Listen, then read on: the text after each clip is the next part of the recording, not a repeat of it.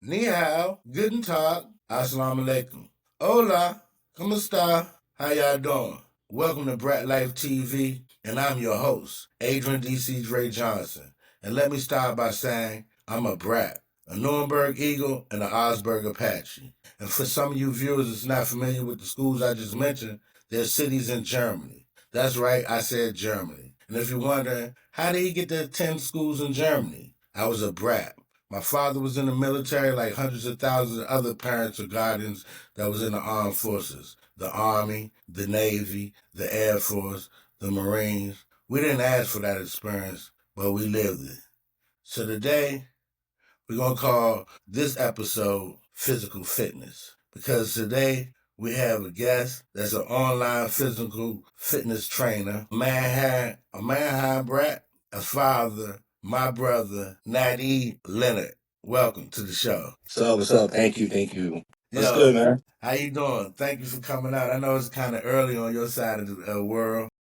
Nah, it's all good, man. Thanks for having me, though. Yeah, no doubt. So tell the viewers that may not be familiar who Nadi Leonard is. All right, Nadi Leonard went to school in Mannheim High School. My father was in the Army. I was there from 84 to 88. Actually, we was in and out of Germany a lot. Yeah, I was at Nuremberg Elementary. Oh, we're getting into that? Okay. But more about me, when I was in high school, I played football. That was my thing. I wanted to go to the NFL. Didn't happen. And fast forward to today, man, I just took all my talents from there and just put into to personal training to help a lot of people. That's what's up. So where were you born? New York. What part of New York? New York City, Manhattan. What part of New York? Manhattan. Manhattan. Man, that's crazy. Manhattan. Yo, yeah, yo, made that connection right there, like Manhattan. You just Hey, so what part of Manhattan? Lower Manhattan, top of 100. Yeah. So did you go to school? I believe he went to like elementary school because my father he went into the military. I was fairly young. We left when I was like, I think when I was like 7 or 8. Okay. So when you were left for 7 or 8, is that when you went to Washington State? No, we went to Nuremberg. Oh, you went to Nuremberg. Mm-hmm. When you was 7 or 8. Mm-hmm. So do you have vague memory of that? So you went to Nuremberg Elementary School? Yeah, I used to get beat up all the time. Oh, really? Yeah, the dudes used to beat me up every day on the bus. Wow. Hey, so how long did you stay in Nuremberg? Oh, it was just those quick 3 years. Where did we go? I forget. I can't remember where I was. It was young, but we went somewhere else, and then we went to Washington. Matter of fact, we went to Mannheim. I went to Mannheim Elementary School. Then we went to Washington. Went From Nuremberg to Mannheim? Wow. Okay. So what branch of the service was your father in? He was in the Army. He was in the Army. Okay. So you went from Nuremberg to Mannheim. When you went from New York to Nuremberg Elementary, was it like a culture shock? Was it like it was wild. I was young, but at the same time, it's like the kids are different. As a kid, you don't really have that confidence yet. Right. I was kind of withdrawn, and then you got the older kids that they bully. kids in school. Right. It's bullies, man. I got picked on a lot. When I got used to weights, then it was a different story. Right. Were you the only child? No, I got 2 sisters, one above and one below. So you just like me. Mm-hmm. Well, for the most part, I got some younger brothers now, but yeah, when I grew up, I had one. My sister was older than me, 2 years older than me, and I had a younger sister. But most people thought that I was the older brother. So now you went to Nuremberg. You left Nuremberg. You went to Mannheim. Was that a little better for you? Did that adjustment make a little better for you? Yeah. It was a little bit better. I mean, still, yeah. You're still young. It was a little bit better. Right. Okay. So then you went to Washington State. What part of Washington State did you go to? We was in Lacey, Washington. I went to Chinook Middle School. Okay. Yeah, I stayed in Washington State. You said you went like in 82, 83, right? Yeah. That's crazy. I was in Washington State at that particular time, 82, 83. I was in Olympia. Then when we moved from Olympia, we went to Fort Lewis? That was there? Yeah, Fort Lewis and Tacoma, Washington. We stayed there. And it was a nice experience, but it rained a lot. It kind of reminded me of Germany. It was too cold. Yeah, it rained a lot in Washington State. I remember running track. We had a coach that used to used to play for the Bengals. He used to play safety for the Bengals. He was a football coach and a basketball coach, and we was running track. And man, we had an experience at this one school that was just kind of crazy. That's when I knew that racism was real. Mm-hmm.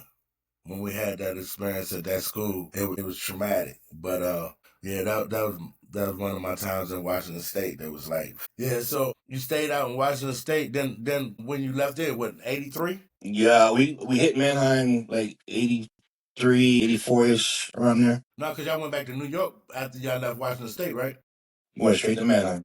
No, y'all went straight back to Manheim. Mm-hmm. Okay. So by that time you were in high school. So is that when you started playing football? Or did you get to play football when you was in Washington State? I played like a youth league in Washington State, but that was like my actually it wasn't my first time playing. It was more I was playing in when it was in Landstuhl, matter of fact. I started playing then. So I just continued when I was in Washington, but I was only for one season. But it was like like youth league, so it wasn't really nothing crazy. But Right. when I got to high school, my ninth grade year, we played for the DYA, and then my 10th grade, my coach that coached me for DYA moved to the varsity team, coached the varsity team. So he tells me, "You coming with me?" No, I ain't. He said, "Yeah, you coming?" Right. That was summer, man. I was in the gym. Man. I lived in the gym that summer. I was so scared. I was in the gym. Right. So what position did you end up playing when you was playing football? I started off as fullback, but I ended my career as a tailback. Okay. So you picked up your speed. Mm-hmm. What did your fastest time in the 40 back then? 4.45. I had a lot of size on me. Right. Right. So did you make all Europe or anything like that? Yep, I made my senior year. I made all Europe. That was when I was just strictly tailback. My sophomore and junior year, I kind of played. I messed around with it, but once I became tailback, in my junior year I became tailback. My senior, I just took off, man. Right. What kind of formation you all used to run? Well, I think we started off with the wishbone, and when I graduated, we did the eye. What's up? So did you go into college playing? No, man. That was my dream. And then when I got to college, I went to because my dad got stationed in Alabama, and I went to Jacksonville State University. And I got there, I wanted to do a walk on. Coach had to sit out because my ACT score wasn't high enough. And I was, that kind of killed my dream. That I never got denied to play football. You know what I'm saying? It's like, I didn't know how to handle it. So I was like, well, you know what? Maybe I'll go play somewhere else. I tried out for this semi-pro team. I went for a little bit, but the coach had all his favorite players, so I just stopped doing that. And about a year later, I came to Hawaii. You came to Hawaii? Mm-hmm. What part of Hawaii? Hilo, Big Island of Hawaii. Yeah. So you got off the plane, they gave you the Honolulu? Nah, not even like that, man. You know what though? I was expecting it. You was expecting it? It wasn't nothing like that? Nothing like that. Nobody's waiting for me. What was the experience like, man? Help the Alright. audience understand what the experience like coming to Hawaii. So I left Alabama November of '89. It's cold, right? So I got my sweater on, I'm on the plane, I'm coming over. And I'm thinking, Hawaii is like small, rural, grass skirts, everybody dancing hula, surfing and whatnot. And I didn't realize how hot it was. So as soon as I got off that plane, dude, that heat hit me like a brick, man. I was like, oh, it's hot out here. Right. And so then, when I came to this is Honolulu. Right. I had to come to the Big Island. Came to Big Island, it was raining and stuff, but my folks was here, so it was a good transition, but I wasn't planning on staying. I was planning on doing like 5 years ago. So the cost of living high in Hawaii? Yes, sir. It's a monster. With eggs being as high as they are now, normally a carton of eggs is about $7. Now a carton of eggs is $12. Eggs is $12 for what, a dozen? A dozen. Wow, you paying $1 an egg? Mm-hmm. Pretty much. And when you first got there, what was you paying for a carton of eggs? About $6. It's still expensive, yeah, but yeah, that's really expensive. yeah. It's so expensive compared to what we paying in DC. But I mean, now eggs is high everywhere. You understand? If I knew what I know now, if I knew back then what I know now, I would have grabbed me up a couple of chickens. You understand what I'm saying? Yeah, that's what me and my wife was talking about the other day. We need to get some chickens. Yeah, man. What? So you've been in Hawaii for how long now? About 35, 37 years. So when the time periods when you came to Germany, was it a culture shock to you? I mean, saying that it was different than where you was in the States? We just talking about when I was in high school. Yeah, because I know you couldn't really take in everything at a younger age. But when you came back in high school, did you feel differently? Like, oh, I'm in Germany, it's kind of different, or You know what? I think it's because we was there when I was younger. It really didn't affect me as much. I right, just kept moving on as always did. You know, every 3 years we moving. You know what I'm saying? We right. get a whole new batch of friends. So I was like, we gonna move and find new friends and do what we do. So have you been able to keep up with any of your friends Dude, through the it was for social media. The day Facebook came out, or what was it, MySpace or something like that, exactly? right? I thought I'd never see my friends ever again. But today, matter of fact, I was in Texas last week. Me and Corey chopped it up. You know, Wow. my best friend in high school, Chris Hall. We talk all the time. Yeah, and I talked to all them cats. And I was with William Thompson, when we was in San Antonio too. As a matter of fact, yeah, man. Okay. That's what's up. So you and Corey went to school together while I was Mm-hmm. in Manhattan? Was in Manhattan. Right. I knew Corey's from Manhattan. I just ain't know the time periods had was He was close. he was one. Yeah, I think he was one grade below me. Oh, okay. So when you graduated, 88? Mm-hmm. Yeah, that's when I graduated. Okay, so you're an online physical fitness trainer. Sir. Tell us what inspired you to become an online physical fitness trainer. Well, as a kid, I don't know where I got this from. I always wanted to be a personal trainer. You know, but back then you had to have schooling, degrees, all this college to do it. And you know, I was like, it's never gonna happen. Right. So uh what happened about 10, 12 years ago, I got diagnosed with diabetes. I was overweight. I was like over 330 easy. My health was bad. I was eating bad, drinking bad. I didn't care about nothing. And I was in and out of the hospital, you know, like every month. 'Cause my sugar levels was through the roof. My high blood pressure was through the roof. And one day I was like, you know, I gotta stop this. Enough is enough. The relationship I was in, I really couldn't go back in the gym. So I was like, let me figure something out. And I got the insanity video. Let me do this. And so I'm at home doing the insanity, and just that alone, I got down to about 260. Wow. So what you lost Then like maybe 100? about 100 pounds. And then Wow. after I did it, just doing normal stuff, I dropped like another 15, 20 pounds. And I'm like, okay, my sugar's decent, starting to get under control, my blood pressure under control.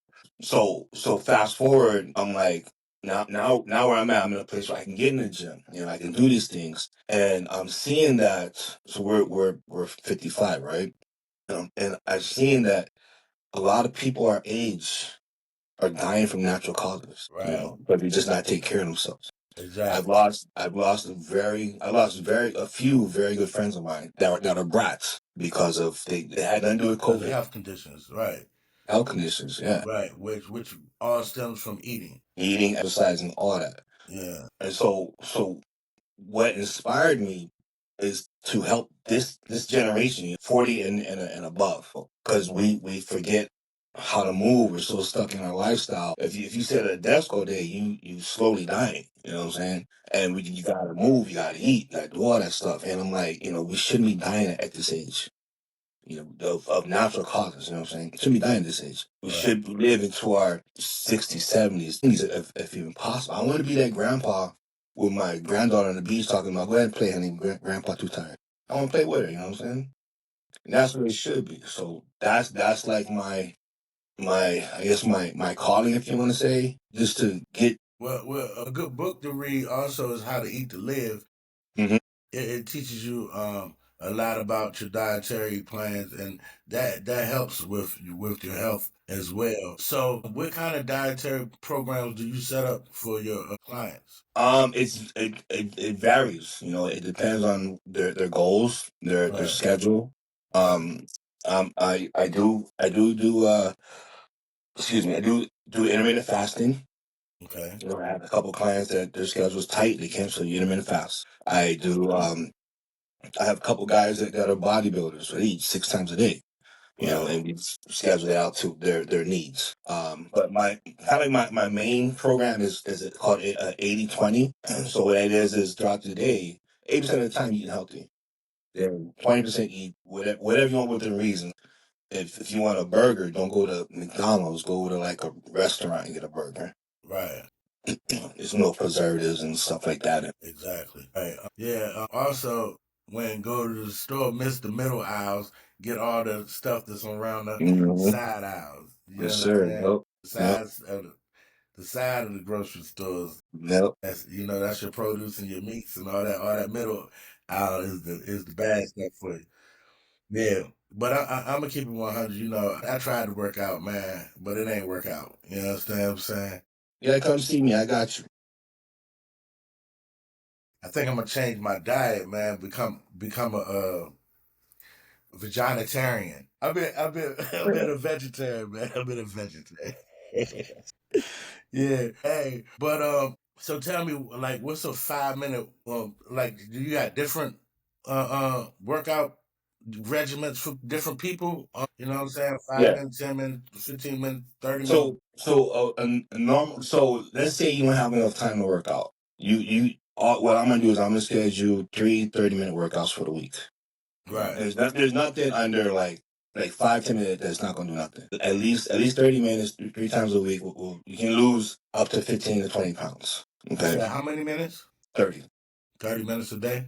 Yeah, so I got that one. I got a 45 minute, and then what I do with the 45 minutes, I combine cardio in there, so it comes out to about a little bit over an hour. But then, Okay. like for my big boys, they do an hour and a half. Okay. So people have allotted that much time for the workout. What they doing it 2 3 times a week, or is it 5 days a week, or how does Five. that work? So like if you do an hour, like my guys, and only because they're competing, they're doing like 5 6 days a week. Okay. You know, but like like with what I do, and I'm in the process of rebranding right now. I don't know if you checked out my Instagram, but my program now it's designed. It's not designed for you to change your life to the program. The program is designed to your life. So if you're busy, we doing 3 days a week. If you got time, we doing 5 days a week. Right. Yeah.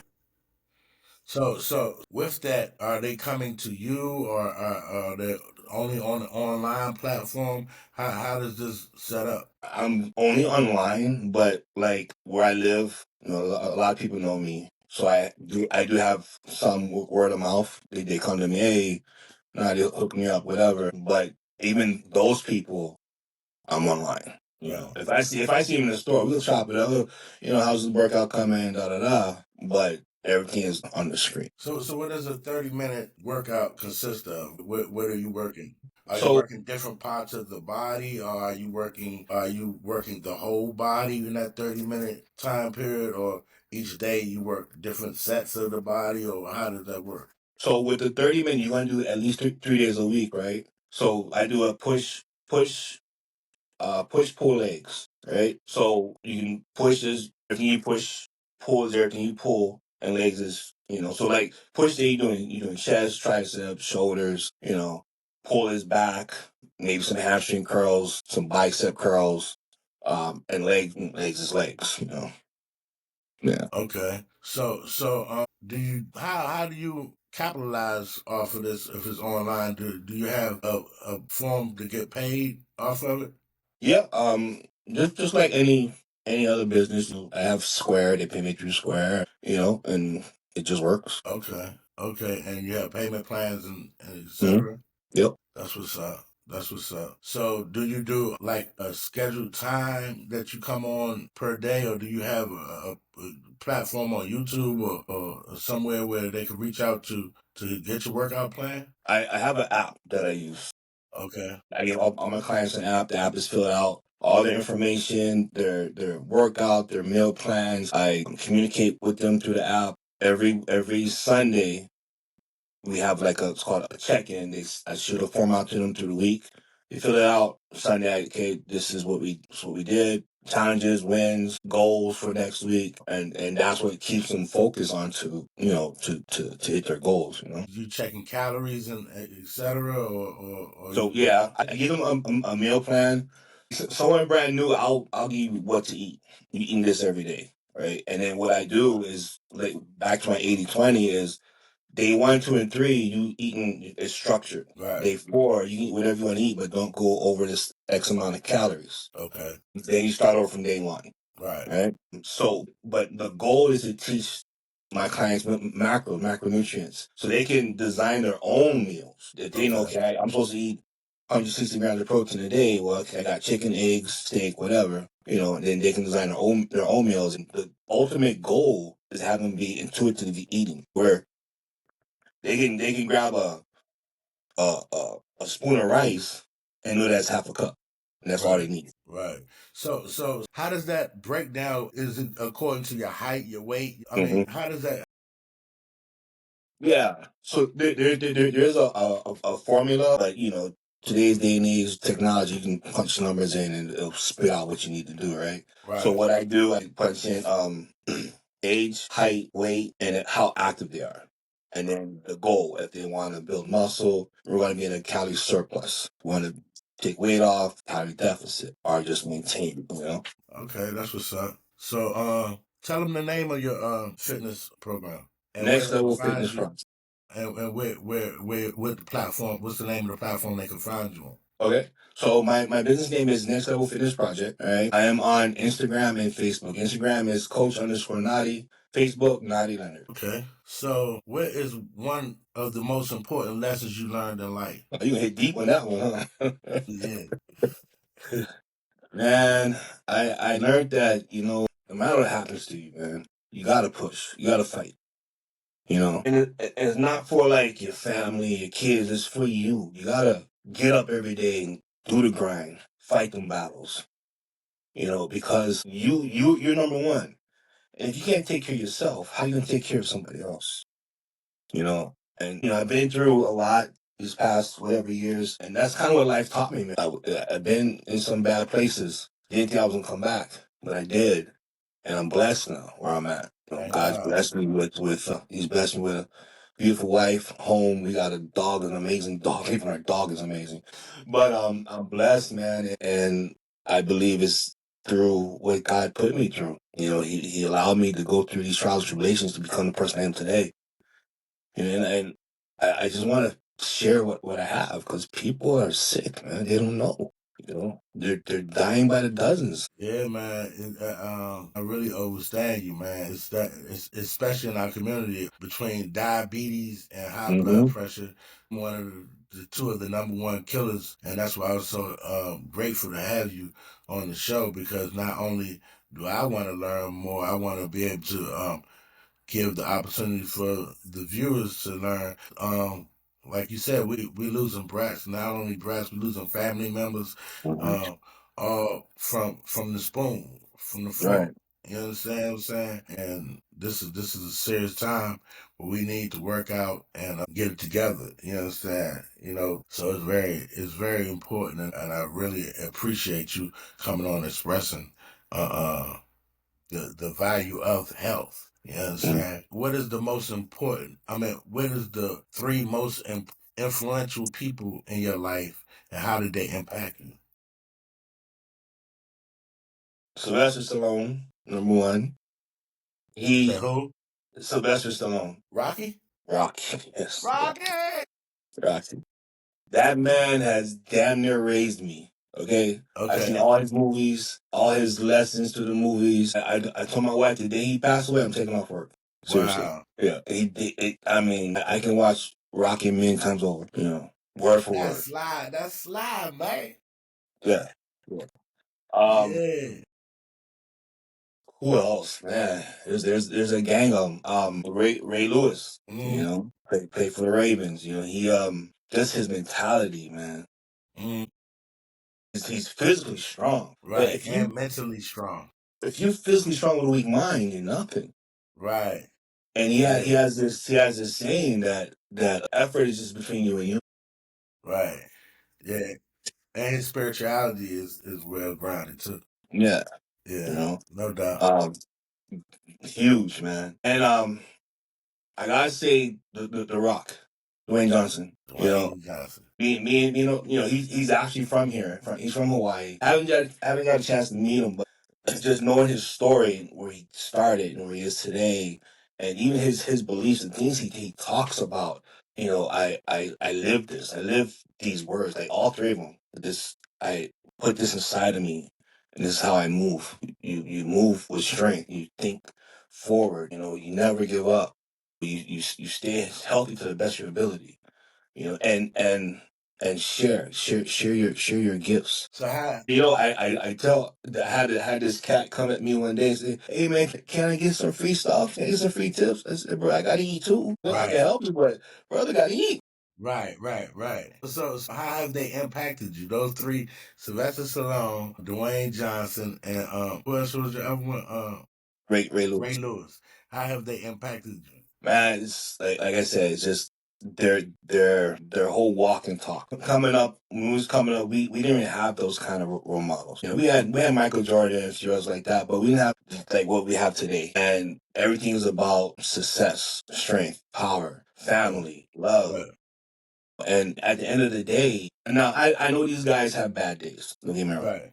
But at the end of the day, it's like, okay, when I put my head on my pillow, did I do everything that I said I was going to do today? Did I accomplish my goals today? And these guys did that too. And I know if I can do that, even at my age, I'm 55, I can do that still yet. I'm going to hit those goals that I ultimately want to hit. No doubt. You're never too old. Yeah. But the individuals you pick seem to be like workout fanatics too. They're warriors, man. They're warriors. Yeah. Yes, warriors. I see your mindset. It's you want a gym rat mindset. You understand?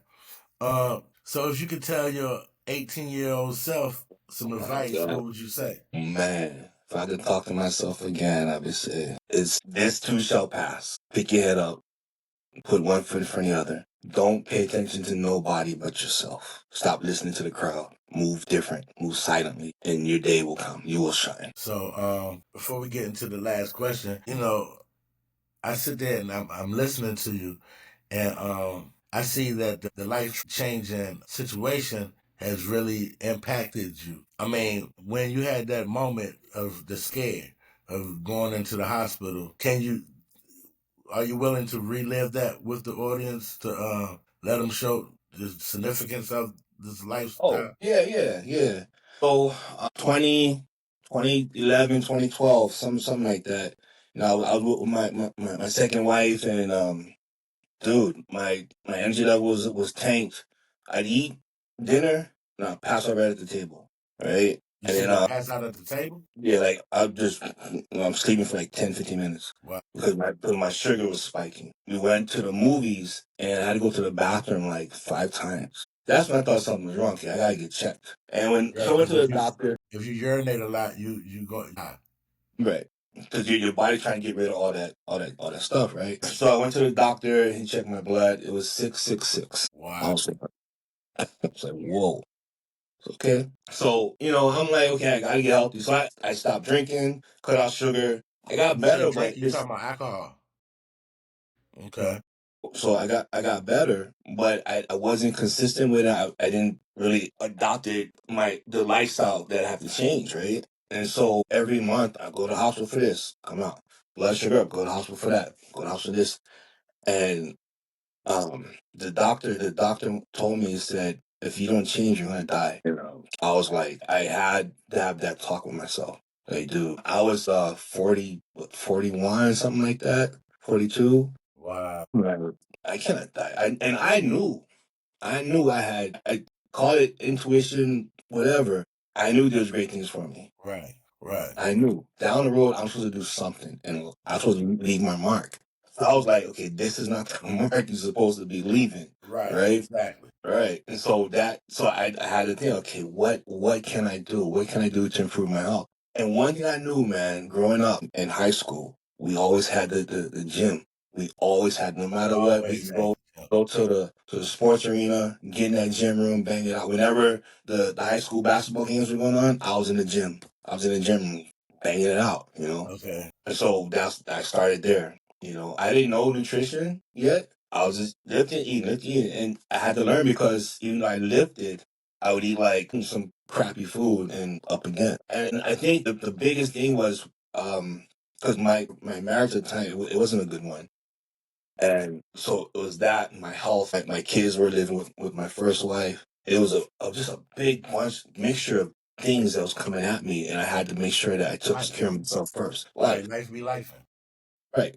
You know, and I said, I gotta take care of me first. Stop trying to put all these fires out, you know, because I'm the bonfire right now. You know, I gotta take care of this one.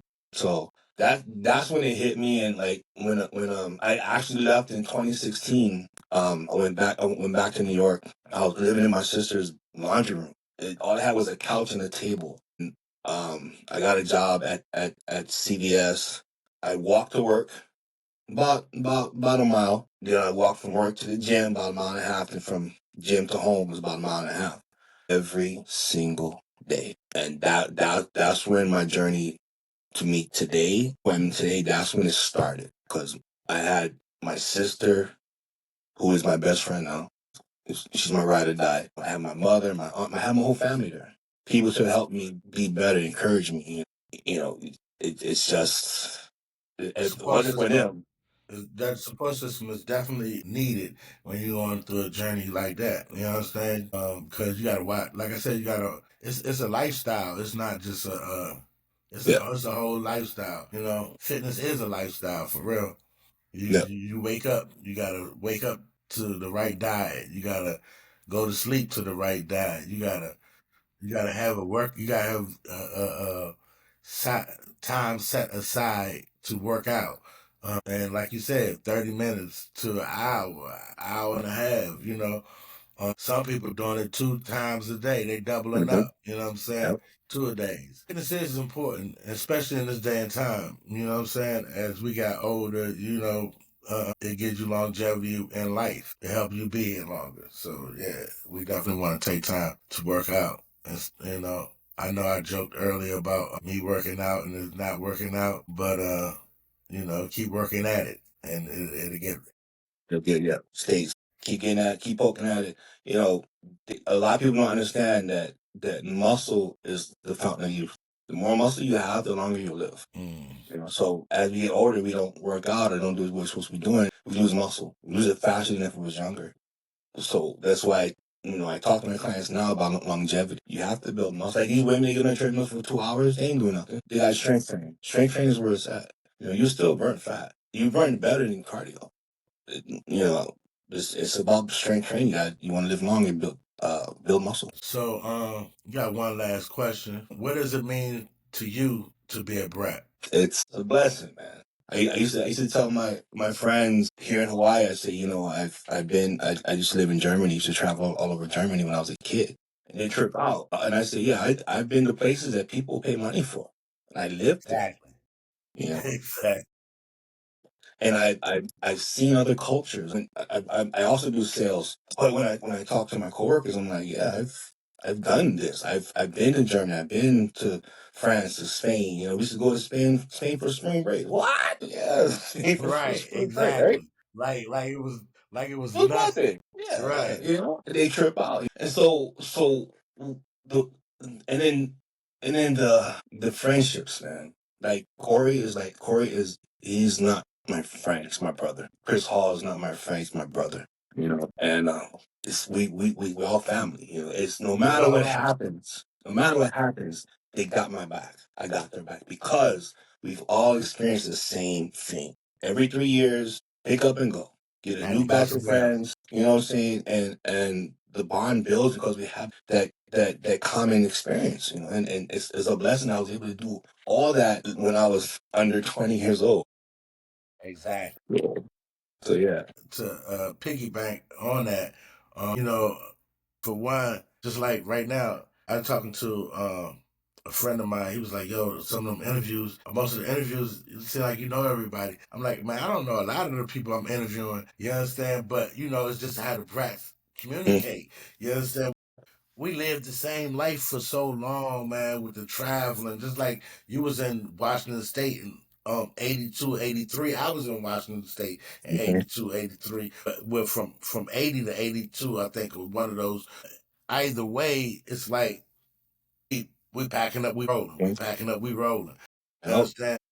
Yep. And that was our life. The sacrifices that our parents made, we made just as many sacrifices. It's not, and it hasn't been acknowledged. You understand? Right. So this is a platform for us to acknowledge that, but also to honor the fact that it was a privilege. Like you said, we got to travel places that from here to abroad that other people dreamed about. You understand? Some people live their whole life and have never been there.